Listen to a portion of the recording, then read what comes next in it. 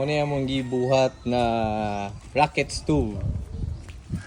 Pag walay gasol, kaya itong gamiton. Balihan na ito ni siya.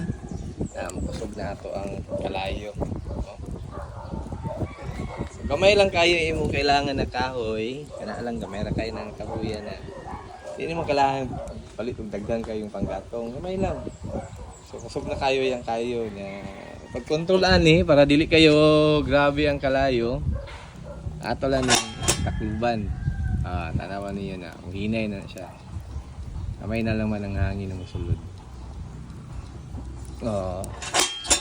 Wapo ni pag mag-camping ka.